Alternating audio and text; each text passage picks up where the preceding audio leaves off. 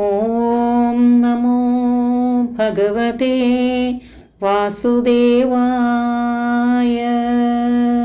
ഹരിനാമ കീർത്തനം. നാമജപത്തിൻ്റെ മാഹാത്മ്യത്തെക്കുറിച്ചാണ് എഴുത്തച്ഛൻ പറഞ്ഞുകൊണ്ടിരിക്കുന്നത്. നിരന്തരമായ നാമജപം ഏകാന്ത ഭക്തിയിലേക്ക് നയിക്കുന്നു. ഇതിനെക്കുറിച്ചാണ് 23-ാമത്തെ പദ്യത്തിൽ പറയുന്നത്.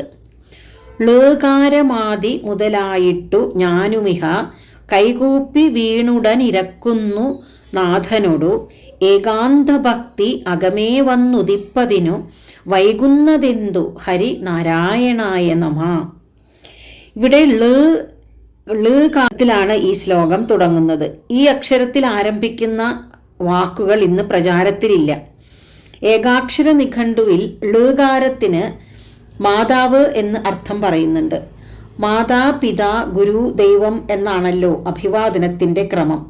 അതാണ് ളകാരമാദി മുതലായിട്ട് എന്ന് പറയുന്നത്. ഈ മാതാവാദിയായവരെ എല്ലാം സ്മരിച്ചുകൊണ്ട് ഞാൻ തൊഴുതു വീണു വണങ്ങി ഭഗവാനോട് യാചിക്കുന്നു.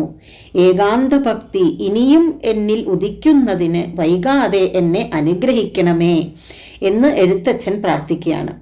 എന്താണ് ഏകാന്ത ഭക്തി എന്ന് പറയുന്നത്? ഈശ്വരനാകുന്ന ഏക ലക്ഷ്യത്തിൽ എത്തിച്ചേരുന്ന ഭക്തിയാണ് ഏകാന്ത ഭക്തി. നമ്മൾ വിവിധ ക്ഷേത്രങ്ങളിൽ പോകുന്നു, വിവിധ ദേവീദേവന്മാരെ ആരാധിക്കുന്നു. അങ്ങനെയാകുമ്പോൾ മനസ്സിൽ ഏകാഗ്രത ലഭിക്കാൻ ബുദ്ധിമുട്ടാണ്. ഒരേ ഒരു ഇഷ്ടദേവനെ മനസ്സിൽ ഉറപ്പിച്ച് എല്ലാ ദേവീദേവന്മാരും പരബ്രഹ്മ സ്വരൂപത്തിൻ്റെ വിവിധ രൂപങ്ങളാണെന്ന് സങ്കല്പിച്ച് പ്രപഞ്ചം മുഴുവൻ വ്യാപിച്ചിരിക്കുന്നത് ആ ഒരേ ഒരു ശക്തിയാണ് എന്ന് മനസ്സിലാക്കി സർവവും ആ ഇഷ്ടദേവങ്കൽ സമർപ്പിക്കുന്നതാണ് ഏകാന്ത ഭക്തി. നിരന്തരമായി അനുഷ്ഠിക്കുന്ന സാധന മൂലം കാലതാമസം കൂടാതെ ഈശ്വരപ്രാപ്തി സാധ്യമാകുന്നു. ഇതാണ് ഏകാന്ത ഭക്തിയുടെ പ്രത്യേകത. ഏകാന്ത ഭക്തിയിലൂടെ എത്തിച്ചേരുന്ന യോഗാവസ്ഥയാണ് ഏകാന്ത യോഗം. ഭഗവാൻ ഗീതയിൽ പറയുന്നു, സകല കർമ്മങ്ങളെയും എന്നിലർപ്പിച്ച് എന്നെത്തന്നെ പരമാശ്രയമായി കരുതി ഏകാന്ത ഭക്തിയോടെ ആരാണോ എന്നെ ഉപാസിക്കുന്നത് അവരെ ഞാൻ വൈകാതെ ഈ സംസാര സമുദ്രത്തിൽ നിന്നും കരകയറ്റും. ഇങ്ങനെ ഏകാന്ത യോഗത്തിലേക്ക് നയിക്കുന്ന ഏകാന്ത ഭക്തി എൻ്റെ ഉള്ളിൽ ഉദിപ്പിക്കുന്നതിന് വൈകിക്കരുതേ ഭഗവാനെ എന്നാണ് കവി പ്രാർത്ഥിക്കുന്നത്. നാരായണ, അങ്ങേക്കായി നമസ്കാരം. ളകാരമാദി മുതലായിട്ടു ഞാനുമിഹ കൈകൂപ്പി വീണുടനിരക്കുന്നു നാഥനോടു ഏകാന്ത ഭക്തിയകമേ വന്നുദിപ്പതിനു വൈകുന്നതെന്തു ഹരിനാരായണായ നമ. അങ്ങനെ ഏകാന്ത ഭക്തി മനസ്സിൽ ഉറച്ചു കിട്ടിയാൽ ആ ആനന്ദം അനുഭവിക്കാൻ സാധിക്കും. ഏകാന്ത ഭക്തിയിലൂടെ ഏകാന്ത യോഗത്തിൽ എത്തിച്ചേർന്നവരെ കാണുമ്പോൾ അങ്ങനെ ആ ഏകാന്ത യോഗാവസ്ഥയിൽ എത്തിച്ചേരാനുള്ള ഒരു ജിജ്ഞാസ ഭക്തനുണ്ടാകുന്നു എന്നാണ് അടുത്ത ശ്ലോകത്തിൽ പറയുന്നത്. എന്നാൽ അവരെ അനുകരിക്കാൻ ശ്രമിക്കരുത് എന്നുകൂടി എഴുത്തച്ഛൻ നമ്മെ ഓർമ്മിപ്പിക്കുന്നു. ഏകാന്ത യോഗികളിൽ ആകാംക്ഷ കൊണ്ടു പരമേകാന്തമെന്ന വഴി പോകുന്നിത് എൻ മനവും കാകൻ പറന്നു പുനരന്നങ്ങൾ പോയ വഴി പോകുന്ന പോലെ ഹരി നാരായണായ നമ. ഏകാന്ത യോഗികൾ അനുഭവിക്കുന്ന ആനന്ദവും സ്വാതന്ത്ര്യവും കണ്ട് അങ്ങനെ ഏകാന്ത യോഗികളെത്തുന്ന ലക്ഷ്യത്തിലെത്താൻ ആഗ്രഹമുള്ളതുകൊണ്ട് എൻ്റെ മനസ്സും ഏകാന്ത യോഗത്തിലേക്ക് പോകുന്നു. എങ്ങനെയാണത്? അരയന്നങ്ങൾ പോയ വഴി, അതാണ് പറയുന്നത്. പുനരന്നങ്ങൾ പോയ വഴി, അരയന്നങ്ങൾ പോയ വഴി പുനഃ കാകൻ പറന്നു പോകുന്നത് പോലെ, അരയന്നങ്ങൾ പോയ വഴിയെ പോകുന്ന കാക്കയെ പോലെയാണ്.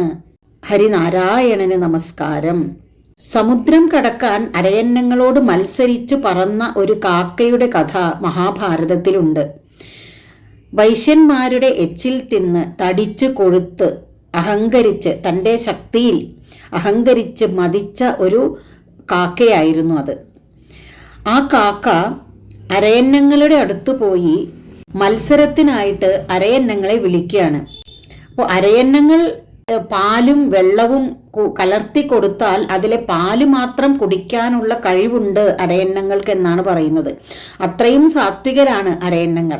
അങ്ങനെയുള്ള അരയന്നങ്ങളെ ഈ അഹങ്കാരമത്തനായ കാക്ക കടൽ പറന്ന് കടക്കാൻ മത്സരത്തിന് വിളിക്കുകയാണ്. അപ്പോൾ അരയന്നങ്ങൾ പതുക്കെ പറക്കാൻ തുടങ്ങി, കൂടെ കാക്കയും. ആദ്യമൊക്കെ കാക്ക അതിവേഗത്തിൽ പറന്നു. എങ്കിലും പിന്നീട് കുറച്ചു കഴിഞ്ഞപ്പോൾ ചിറക് തളർന്നു തുടങ്ങി. അങ്ങനെ കുഴഞ്ഞ് കാക്ക കടലിൽ വീണ് അടിയുകയും ചെയ്തു. കർണന്റെ അഹങ്കാരം കണ്ടിട്ട് ഈ കാക്കയുടെ അനുഭവം ഉണ്ടാകുമെന്ന് മുന്നറിയിപ്പ് നൽകുന്ന ശല്യരുടെ വാക്കുകളായിട്ടാണ് ഇത് മഹാഭാരതത്തിലുള്ളത്. അപ്പോൾ എഴുത്തച്ഛൻ പറയുകയാണ്, ഏകാന്ത യോഗത്തിലെത്താൻ ശ്രമിക്കുന്ന ഭക്തന് അഹങ്കാരമോ മതമാത്സര്യങ്ങളോ ഒട്ടും ഉണ്ടായിക്കൂടാ. കാക്ക അരയന്നങ്ങളെ മത്സരത്തിന് വിളിച്ചത് അഹങ്കാരത്തോടെയാണ്. അതിനാൽ തന്നെ അത് തളർന്നടിയുകയും ചെയ്തു. മതമാത്സര്യാദി വികാരങ്ങൾക്ക് വിധേയനാകാതെ വേണം ഭക്തൻ ഏകാന്ത യോഗമാർഗം സ്വീകരിക്കാൻ എന്ന് സൂചിപ്പിക്കുകയാണ് ഈ കഥയിലൂടെ കവി ചെയ്തിരിക്കുന്നത്. ഏകാന്ത യോഗമാർഗത്തിലൂടെയുള്ള തൻ്റെ ഗതി അരയന്നങ്ങളോട് മത്സരിച്ച കാക്കയുടേതുപോലെ ആകാതിരിക്കാൻ ഭഗവാന്റെ അനുഗ്രഹത്തിനായി എഴുത്തച്ഛൻ പ്രാർത്ഥിക്കുന്നു. നാരായണ, അങ്ങേക്ക് നമസ്കാരം. ഏകാന്തയോഗികളിൽ ആകാംക്ഷ കൊണ്ടു പരമേകാന്തമെന്ന വഴി പോകുന്നിതൻ മനവും. കാകൻ പറന്നു പുനരന്നങ്ങൾ പോയ വഴി പോകുന്ന പോലെ. ഹരിനാരായണായ നമഃ.